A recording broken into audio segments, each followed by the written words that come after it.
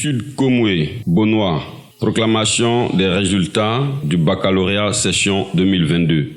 Lundi 25 juillet 2022, c'était la proclamation des résultats au lycée municipal de Bonois. Pour cette année, le taux d'admission dans l'établissement était supérieur à la moyenne nationale. C'est 259 admis sur 624 candidats, soit 41,50% d'admis contre 30,78% au plan national. C'est en début d'après-midi, ce lundi 25 juillet 2022, que la proclamation officielle des résultats du baccalauréat session 2022 a eu lieu au lycée municipal de Bonois. Les acteurs majeurs de cet événement, les élèves, étaient tous présents pour ne manquer en aucun moment ce dénouement. Juste avant l'annonce, pour certains, le stress et la peur, et pour d'autres, la joie et la confiance. Arrive l'instant crucial, ce sont des scènes de joie, des sauts euphoriques, des embrassades et accolades, mais également des pleurs, de tristesse, voire de désolation pour certains candidats. Quant aux parents et amis venus nombreux pour soutenir tous ces candidats, c'est un sentiment de joie pour le devoir accompli. Ils ont également manifesté leur joie avec des remerciements adressés au Seigneur et partagé la peine des candidats malheureux. C'est dans ce moment fait de joie et de peine que certains candidats admis et parents ont profité pour nous laisser quelques sentiments concernant cette admission. C'est dans l'ensemble un sentiment de joie de voir son devoir être accompli pour tout le monde.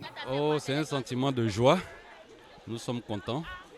Voilà, ça a été difficile déjà d'attendre toute l'année scolaire jusqu'au jour de l'examen. Voilà, on était tous stressés, mais bon, maintenant que les résultats sont en train d'arriver, voilà, nous sommes contents, nous sommes fiers. Pour ceux qui n'ont pas eu l'examen, bon, c'est certain que ça fait mal. C'est certain que ça fait mal, mais il faut s'armer de courage. Voilà, les échecs font partie de la vie. Ça doit être une source de rebondissement, une source d'encouragement pour reprendre de plus belle afin d'avoir pour l'année prochaine. Voilà. C'est plus quoi dire.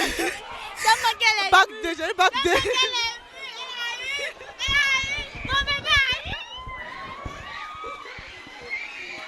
Le nom de Dieu, le Dieu des cas impossibles, le ressuscité. Lorsque l'enfant est venu composer, chaque matin j'intercédais. J'ai dit Seigneur interviens, j'ai dit Seigneur interviens. Mon Dieu m'a répondu, mon Dieu m'a répondu. Ce que je peux dire, c'est qu'aujourd'hui est un jour très très exceptionnel pour nous trois. Exceptionnel. Parce que nous avons vraiment mérité notre jour. Et après 9 mois de sacrifice, 9 mois d'attente, on va valider le bac. Ça n'a pas marché. Mais j'encourage tous mes amis, tous mes camarades que ça n'a pas marché cette année. Je les encourage car ça va marcher l'année prochaine. Cette année, l'impression que j'ai, c'est qu'il y a eu beaucoup d'admis en série A2. Quand je corrigeais le bac, les copies qui ont eu beaucoup de bonnes notes sont les copies de la série A2. C'est eux qui ont compris leur sujet de philosophie. Quant à la série D, série C et D, c'est eux qui ont le même sujet. Sincèrement, ils n'ont pas compris le sujet de philosophie. Ils ont fait beaucoup hors sujet. Donc,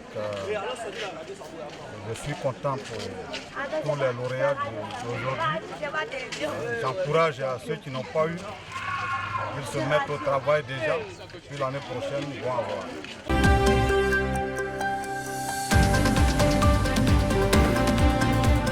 Afrique du Sud. Fin de la visite d'État en Afrique du Sud. Le président de la République, Alassane Ouattara, n'a pas oublié ses concitoyens. C'est au ministre conseiller Ali Koulibaly qu'est revenue la tâche de les rencontrer. Communauté forte de 800 personnes enregistrées officiellement par l'ambassade. La diaspora ivoirienne en Afrique du Sud s'est mobilisée pour cette rencontre prévue au programme de la visite d'État du président de la République. Le ministre conseiller Ali Koulibaly représentait le président de la République ainsi que plusieurs autres ministres. L'ambassadeur Zakaria Kone remerciant le président de la République Alassane Ouattara pour l'intérêt qu'il accorde à la diaspora ivoirienne dans le dit pays. Dans son mot de bienvenue, a présenté les doléances de la communauté ivoirienne. Le ministre conseiller ainsi que tous les autres ministres présents se sont employés à apporter des réponses à toutes les préoccupations exprimées. C'est avec la remise d'un cadeau de la part du président à la diaspora que la rencontre a pris fin.